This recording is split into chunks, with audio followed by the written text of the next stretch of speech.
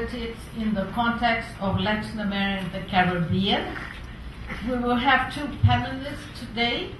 Ernesto Polpo from the UNESCO Regional Office for Sciences of Latin America and the Caribbean, and Anthony Clayton from the University of West Indies. So I pass the floor to Ernesto Polpo from UNESCO. You have 15 to 15, 20. So 15 and a half. 15 and a half, yes. Okay. Here, I have even my own stopwatch. Okay. Okay, thank you. Good morning, everyone. It's a great pleasure being here. Thank you really for the invitation to the Brazilian Academy of Science, to my friend Manuel Limonta for always keeping us in these discussions as UNESCO. I think I came with one idea for my presentation. Of course, after these discussions of yesterday and this morning, I would probably have prepared a different one. But well, it's done. I wanted to give first of all, just to mention that I come. Personally, I trained in computer sciences at the Faculty of Sciences in the University of Buenos Aires, and then I have a master's in Science, Technology and Society at the University of Quilmes. So I feel that I have one foot on both sides of this equation of social and natural sciences, and in particular, since my interests are on science policy, science and technology policy, in particular I look at the natural sciences from the social sciences point of view, a little bit in the same line as the discussions from the Science, Technology and Society colleagues here present, just like Julia, Ana Maria and others, who brought in this perspective, which I think is one of the refreshing parts of this workshop, Manuel, and I congratulate you and the Academy, Elisa, and everyone about bringing together not only the communities of social scientists and natural scientists, but this kind of interface people that we are dealing from the Science, Technology and Society point of view with looking at the natural sciences and at the social sciences from a social science lens, as Alice would say. So, on the other hand, I will not talk a lot about UNESCO in general, and I must say that many of the issues that came up yesterday and this morning are very, very close to to UNESCO's mandate and UNESCO's ethos, to say it somehow. In particular, there were quite a lot of mentions about ethics, which is another variable that we need to incorporate into this nature and society discussion.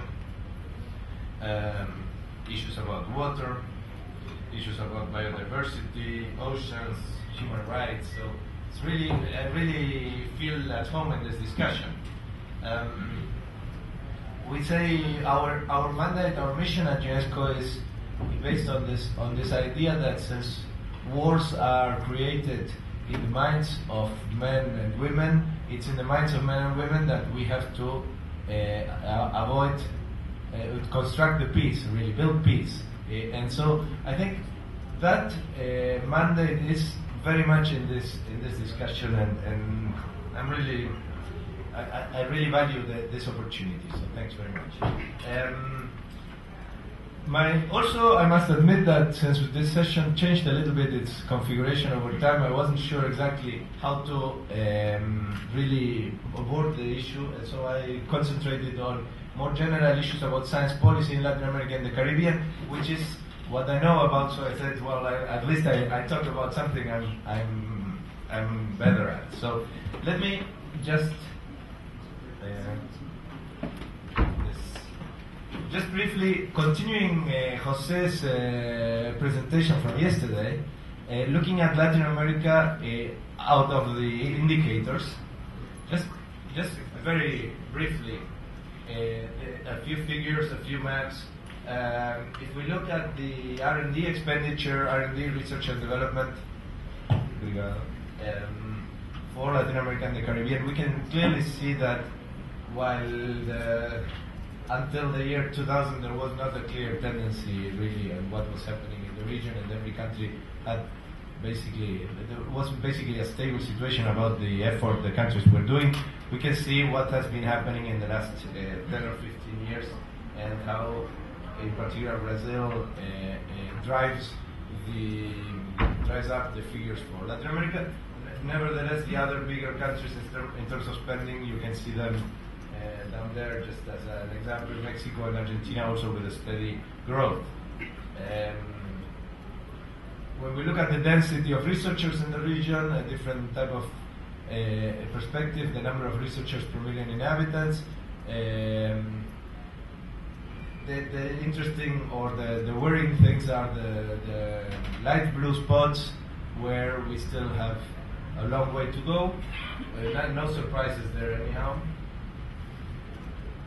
And we, in a world where global R&D expenditure is growing, Latin America and the Caribbean is growing faster than the world. In the last decade, we went from 2.6% of the total in the world to 3%. So this is also important to take into account that our part in the world science is growing. And I remember when I was doing these presentations in a previous life before joining UNESCO, that I would talk about Latin America being 2% of the world. I would say that I was once in a session like this with a chief scientist from Australia, and he would say we are 2%. Australia is 2% of the world, and I would say, well, yeah, Latin America and the Caribbean is also 2% of the world. So we're not 3% of the world. Not sure where Australia is now, but here you can see that at least we, as a region, from 1990 to the end of the first decade of the 21st century, we have been recovering a little bit of, or we have been gaining space in the regional, in the world of R&D.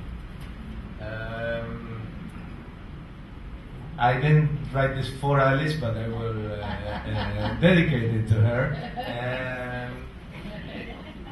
Latin America and the Caribbean is one of the regions where gender parity is either reached or very close to be reached in terms of the total number of researchers. Of course, this does not consider the career issues, which and other issues that go for a different discussions and for which I don't have enough information, the scissor diagrams and all other types of discussions about the role of women in science. But it is important to notice that especially the South Cone, women and men are in parity in terms of the number of researchers. What are the causes for that is probably enough reason for a new workshop, so I will pass to the next slide. Since at one point this presentation was to be about legislation, I thought I'll give you an overview about the most recent legislations regarding science and technology in the different countries. And you can see that there is quite a bit of new legislation in the last 2 decades. If you look at the green and the red, that's from 2000 on. So many countries have renewed their legislation, and in some cases it's the first time there is a legislation about some of the issues. But all of the countries in Latin America except for Honduras have a law establishing the National Science and Technology Agency. Many have systems laws and innovation or scientific development laws. So the legal background is also there. We are spending more. We have more people. We also have established quite some laws. Yes, I know I have to go. I have to move. So what we did in the last, as UNESCO, what we did in the last few years, in the middle of our budget crisis, was to start to try to bring together governments and to understand what the mandate of the region was regarding how to work together for the development of science and technology. We also had a very interesting workshop with Ixu Rolak in Mexico in preparation of Rio Plus 20 and some other activities that resulted in regional strategic action plan or something similar that is also embedded in a declaration to the World Science Forum last year. This was described also by, basically in its essence, by Luis Davidovich yesterday in his presentation. But basically there are a few pillars that organize our work regarding science and technology policies. This is of course very dynamic because interests and priorities change. So basically what we did as a first implementation of this mandate is to establish what we call some kind of information ecosystem for supporting science and technology policies. And the center of this, I don't know, is this a pointer?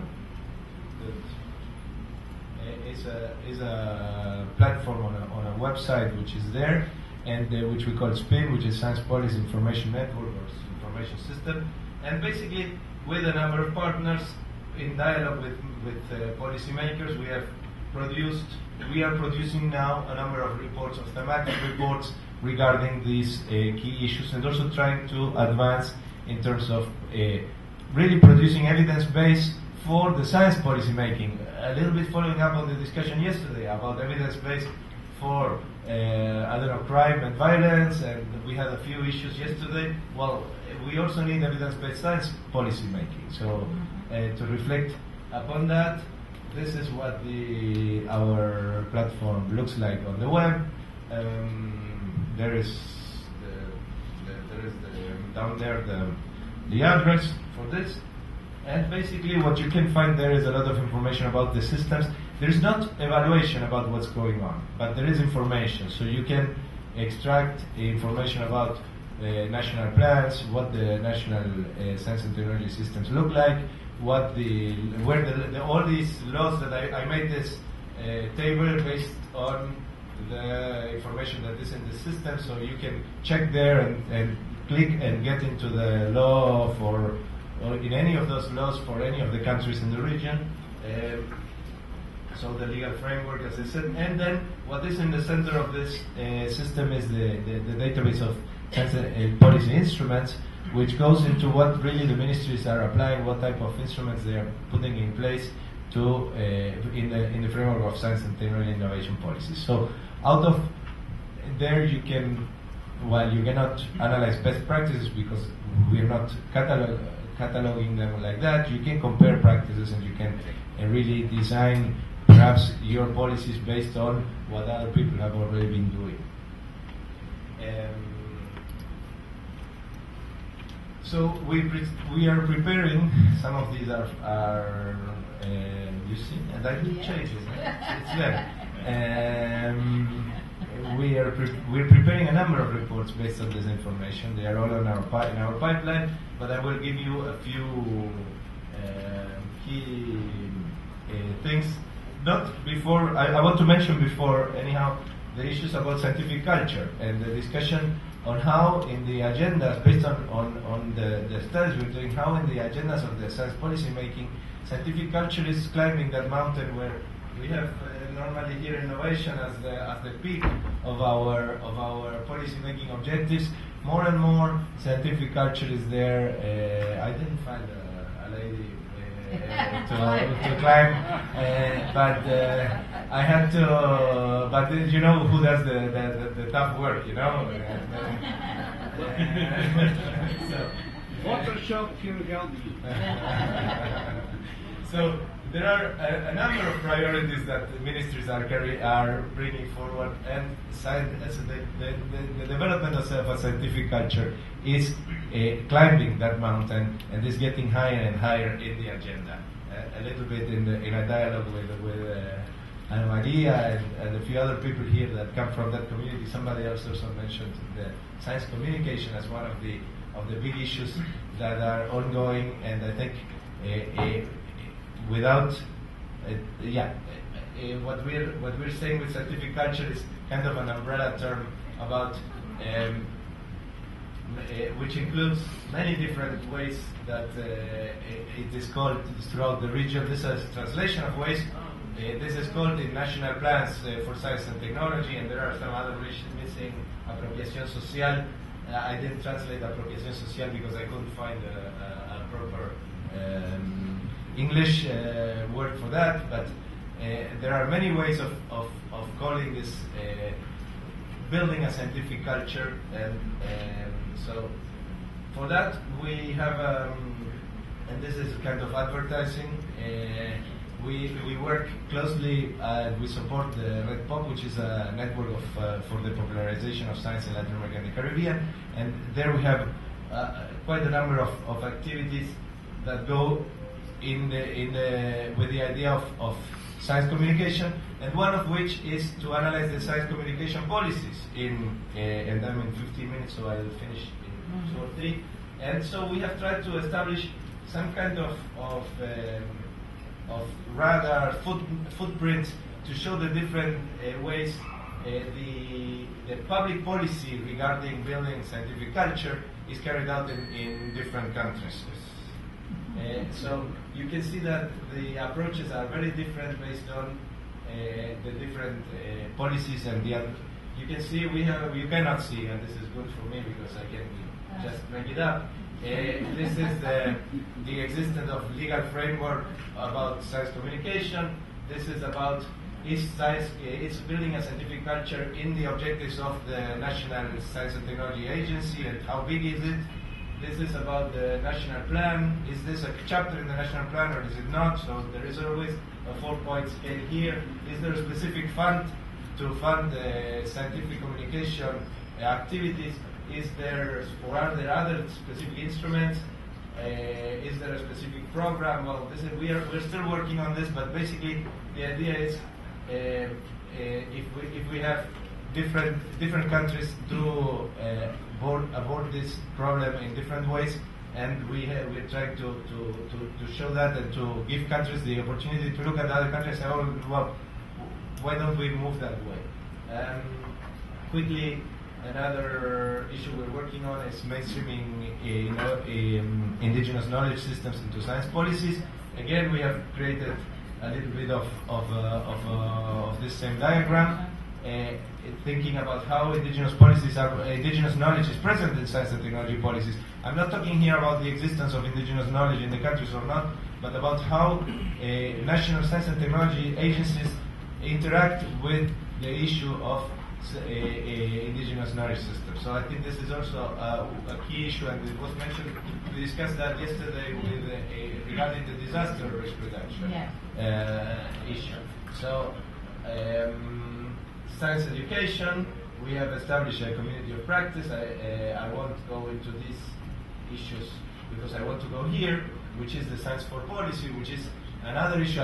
This is my last, basically my last slide, or not the last slide, but almost, which is about the need for UNESCO also in this dialogue with ICSU to take into account the ideas of science for policy. And what we are bringing forward is the need for an institutionalization of that dialogue, and from the point of view of the policymakers. So how to establish institutionalized spaces for bringing scientific results, evidence to policymakers. And there, one of the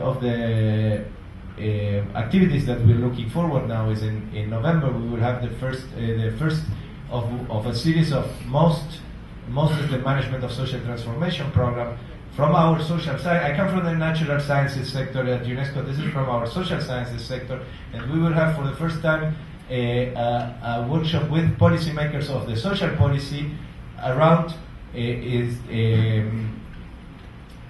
Ciencia y Transformaciones Sociales, science and social transformation. So talking from the science side to the social policy ministers. So this will be a very interesting and very innovative from our side, and very much complementary to these discussions today. Where, because we were discussing yesterday, I think, with Heidi and Gordon about when we talk about science for policy. If we only talk that to scientists, it's very. We might agree, but we need to go forward and talk to the policymakers. So we are having the ministries of social development or social policies there to talk from the science side. And registration is still open, so you're all invited to send in your papers and participate in this event, which will be very, very interesting. Muito obrigado. Good to know you're still awake. Now, I've been asked to talk a little bit about the relationship between science and social science. Obviously, there are some important similarities. By and large, good methodology is good methodology. However, there are also some very important differences between the two. In social science, we cannot always run controls. We frequently can't repeat experiments, and there are very pervasive problems with bias and misperception. And these all can have very serious consequences, especially when we're working on policy issues. So what I'd like to do now is talk in the first half of this presentation, talk about some of the problems that can and do arise. And I'd like to assure you that I personally have encountered every single one of the problems that I'm going to be talking about this morning. This is a very common one. We attribute causality. And what this means is we've spent a lot of money on trying to solve a particular problem, and the problem has got better. So we therefore conclude that it was our intervention that made the problem better. And politicians, of course, want to take ownership of successful programs. However, it is frequently the case that we can't find any evidence that it was actually that intervention that had the desired effect. So, for example, we spent a lot of aid money on this program, and the indicators moved in the right direction. Of course, what we find is that the indicators may have been moving anyway. As countries get richer, rates of infant mortality tend to fall anyway. So now we can't really attribute the fall in infant mortality to that particular intervention. So how much did we really achieve? It's remarkably difficult to find any good evidence that most aid programs actually work. Now, we're talking about $100 billion a year, and we actually can't find much evidence that any of it does any good. This is really quite remarkable. So we actually make this problem over and over again. One of the reasons for it is that, of course, there is this very human tendency to actually look for confirmation. So we're not looking for proof that a program is or is not working. We're only looking for proof that it is working. And of course, aid agencies do this a lot because they have to justify the money that they're getting. So they look for evidence that the program is actually being efficacious. Here's an example. Over the course of a 10-year period, thefts from homes in Scotland fell by 50%. Now, of course, the police said, well, this is, of course, due to the fact that we are being more efficient. And this seems quite a logical explanation. The only problem with that explanation is it wasn't true. It turned out that the reason why that this particular form of crime was going down was in fact imports from China, which had reduced the price of electrical goods by about 98%. So it simply wasn't worthwhile pursuing this particular form of crime. And all the money that we were spending on the police could have been spent on something else, because that was not what was actually solving the problem. Another very common problem, especially when you're working on issues which are sensitive, is the way that people respond emotionally rather than in terms of an actual assessment of risk. Here's an example. After the 9/11 incident, many US citizens decided that flying was a very high-risk activity, but they didn't stop traveling. What they would do is they would drive instead of fly. Now, the problem is that driving is actually much higher risk activity than flying. Every year in the US, about 44,000 people die in road accidents, while about 200 die in aircraft accidents. So, per passenger kilometre, you're actually much safer in an aircraft than you are behind the wheel of a car. Of course, people don't feel in control when they're in an aircraft. They do feel in control when they're in a car, but their actual risk profile is dramatically increased when they get into the vehicle. In fact, flying is safer than taking a bath, because about 325 US citizens drown in their bathtub each year. But nobody attributes the risk correctly, and therefore people are not scared of getting in the bath the way that they are scared of getting in an aircraft. Now, the problem is that statistically, because people change their behaviour in this way, we estimate that about 1,500 additional people died in road accidents because they were driving instead of flying. Now, the number of people who died on 9/11 was just under 3,000. What that means is that the actual death rate went up by about 50% because of the way people responded to the risk. They were responding to the perception of the risk rather than the actual assessment of the risk. And again, this kind of problem comes up when you're trying to devise policies all the time. This is another one, that very often a policy intervention doesn't have the effect that we wanted. Sometimes it has the opposite effect of what we wanted. This is an example taken from the UK in the 1990s, when there were programs to improve the insulation value of people's houses, and this was seen as an energy-saving program. Of course, what happened was people's expenditure on energy went down, which meant that they had increased disposable income, which meant that we saw an increase in expenditure on what were then non-essential items. It turned out that one of the most popular items of increased expenditure was to take another holiday abroad, which meant that air travel went up, which meant that total per capita energy consumption actually went up as a result of this energy-saving measure, rather than down. Now, you get this in most public policy areas too. You get displacement effects, and it's very hard to anticipate these. But quite often you can end up achieving the opposite of what you wanted to achieve. And this problem is compounded by the fact that very often governments actually don't know what they want to do. Now, anybody who's actually briefed ministers or briefed Parliament will know this problem, that people actually have conflicting ideas as to what is the object of the exercise. Here's an example, and I actually briefed a cabinet. I won't tell you which country, but I did a policy exercise with the cabinet and showed them this example. And I said, what is the point of any state intervention? What is the point of a tax on cigarettes? Is it to raise revenue from the state, for the state? Because, of course, we need the revenue to cover the cost of the hospitals, which we need to build because we're going to have this big increase in smoking-related diseases. Or is it to discourage people from smoking by raising the price of their behaviour? Or is it both? Now, when I actually did this exercise with the cabinet, most of the cabinet said it's both. Now, the problem with that is this. If it's the first one, we want to see revenue going up. And if it's the second one, we want to see revenue coming down. So we want to do both. We actually want to see revenue going up and coming down at the same time, which, of course, we can't do. So quite often you find there's a lack of clarity as to what is the object of a particular policy intervention. This is perhaps the most common problem. We have separate policies, each one of which makes sense or appears to make sense in isolation, but it turns out to be competing with another area of government policy. These examples are all taken from the US in the 1980s. The Department of Transportation had a policy at the time to encourage automobile manufacturers to make vehicles lighter to save fuel. At the same time, the Highway Traffic Safety Administration was mandating a lot of extra safety equipment for vehicles, which was increasing the weight and increasing their fuel consumption again.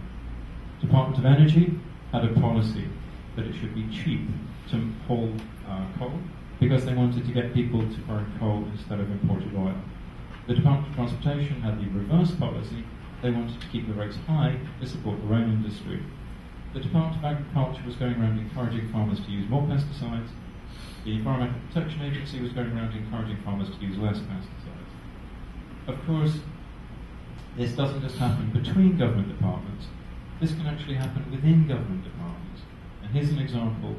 1995, the US Department of Agriculture created a dairy products marketing organisation which helped to increase national consumption of cheese.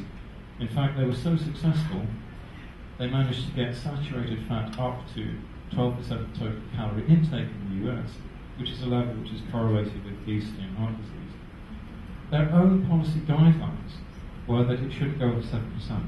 So one policy initiative was so successful that they're undermining their own policy objective. And this is actually surprisingly common, that you find policies which appear to make sense in isolation, but you realise that there's no underlying coherence, and you're actually spending money undoing your own work. Of course, if you have a policy conflict, it is inevitable that you will fail to achieve one or other or both of your policy objectives. And finally, you get this problem called policy lock-in, which is why we persist with policies that have achieved no effect, or in some cases have made the problem worse. And these policies are maintained not just for years, but sometimes for decades. Here's a real example. There was a certain level of business bankruptcies. This again is from Scotland. They had about 14,000 bankruptcies in 1 year.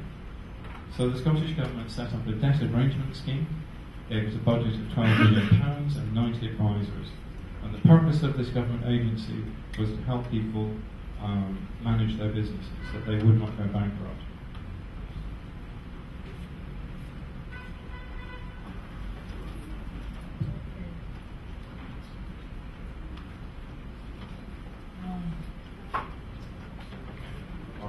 Okay, got it now. Now the only problem with this scheme was it actually had helped almost nobody.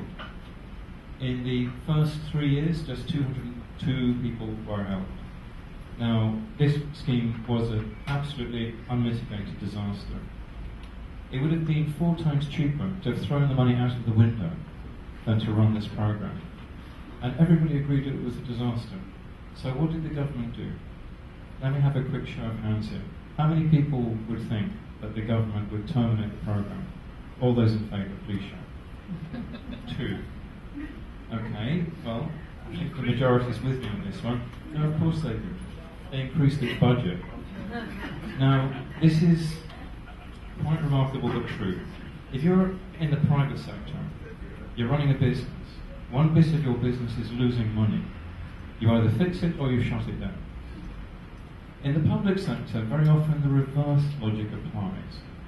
If one policy is successful, then clearly it doesn't need any more money.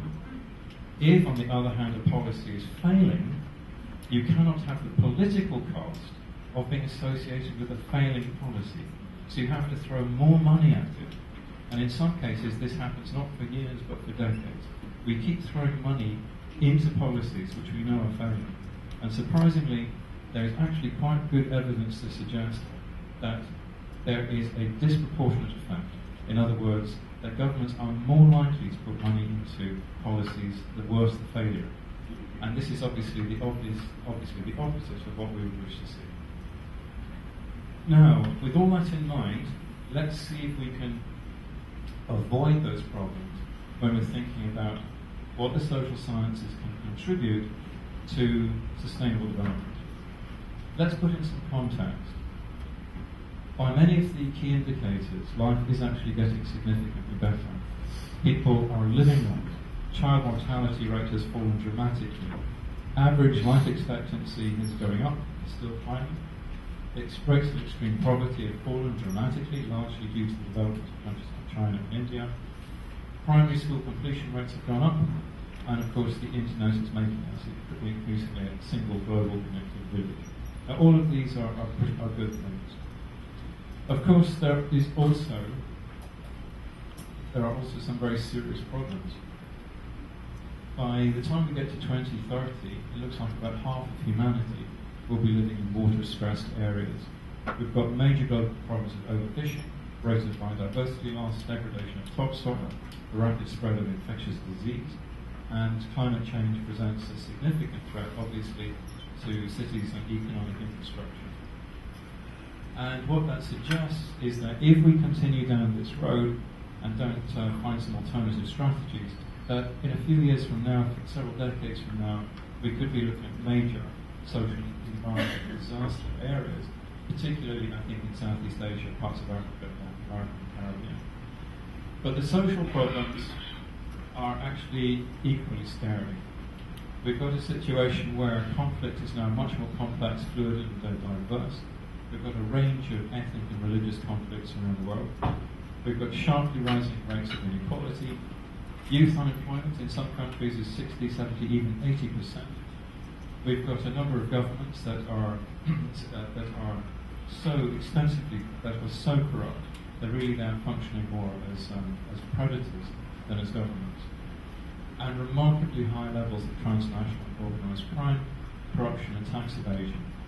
Estimates are that crime is now a $2 trillion a year industry, which is actually double the world's military budgets combined. Cybercrime alone is now something like a $300 billion a year industry. And this has really profound effects and undermines all our attempts to improve quality of governance around the world. What that suggests is that in many parts of the world we are seeing a sharply rising risk of civil unrest and asymmetric conflicts. And the combination of all of these factors is that we could be looking at a world in which we have many more refugees than we do now, as people might move away from conflict zones, areas of economic collapse and environmental degradation. Now, where I think we have a particular problem is where a number of these variables overlap. If you look at some of the recent conflicts like Darfur and Rwanda, you see a combination of growing population, increasing pressure on resources, poverty, and religious ethnic tension. And the probability of violence goes up significantly when you have a predominantly young population as well. And this creates an inherently more volatile situation. All you then need is some political opportunity to come forward, set people at each other's throats, and you can have a situation which degenerates very rapidly into a civil war.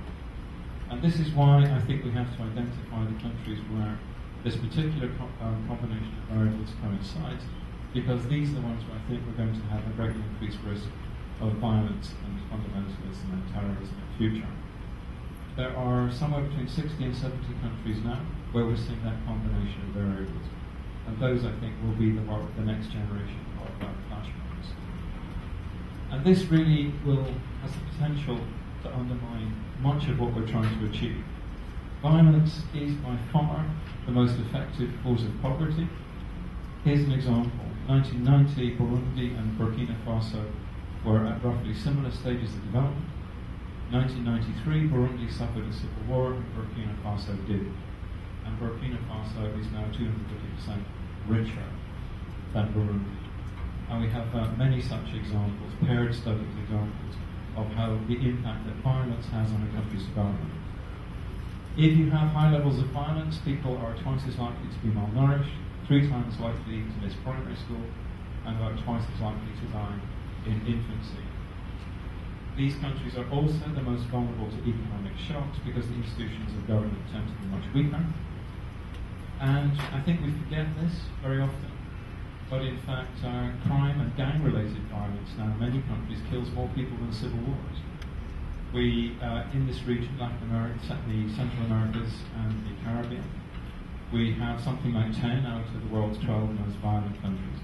And the rates of homicide in these countries, you actually don't find them outside of civil wars.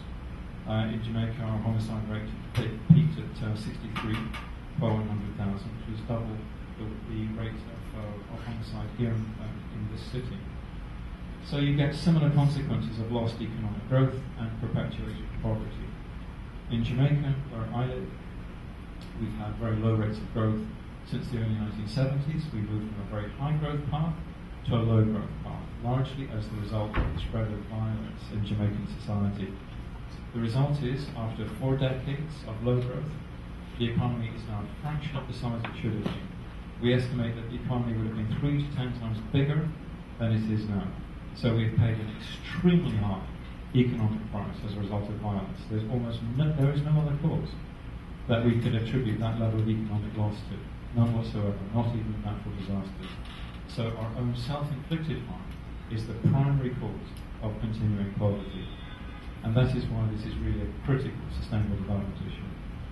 So this is what I would suggest as the kind of key social science topics for the debate about sustainable development. That we have to think about urban management and planning, not just about zoning and land use issues, but how do we manage the flows of energy, water, waste, the transport issues, and how do we reintegrate the favelas, the ghetto areas, back into the normal life of the city. We have to think about the nature of economic development and growth, the kinds of factors that influence human behaviour, and patterns of consumption. So here we have to think about patterns of innovation, the kinds of technology choices that people make, and how we can shape this in the direction of greater energy and resource use efficiency. There are some strange underlying relationships. The reason why we in Jamaica prefer large and fuel-expensive vehicles is basically the state of our roads, which as a result of decades of corruption are in extremely poor condition. That means you have to have a heavy vehicle. It's also a matter of personal safety. This actually then has major consequences for our import bill, our oil import bill, our vehicle import bill. So you find these factors that influence human behaviour that then have enormous macroeconomic effects. So we have to understand this in more detail if we want to shape human behaviour to get better outcomes. And then, of course, many of these issues are bound up in the kinds of changes that we need to think about if we're going to have any kind of programme of climate change adaptation. But we also need to think very carefully now about the factors that give rise to organised crime, corruption and violence, terrorism and fundamentalism. And we need to think of ways that we can strengthen our systems of government, free them from corruption, connections with organised crime, and make them better at doing long-term planning. Now there are deep interrelationships between many of these factors. If we can reintegrate the favelas back into our cities, then we will almost certainly find that levels of organised crime and violence will fall. If we can get organised levels of crime to come down, that will feed through into higher rates of economic development and growth. If we get economic development, that tends to feed through eventually into improved systems of government. And if we have stronger systems of government, that means we're better able to manage our cities and the main flows of resources. So there are many deep interrelationships. I think what we have to do is look for this kind of integrated approach and find multi-win situations. All of these variables are deeply interconnected, so it doesn't in practice make sense to think of trying to fix just one of them in isolation. We really need to have an understanding of the way they relate and come up with solutions that will actually solve a number of these problems simultaneously. Ladies and gentlemen, thank you very much.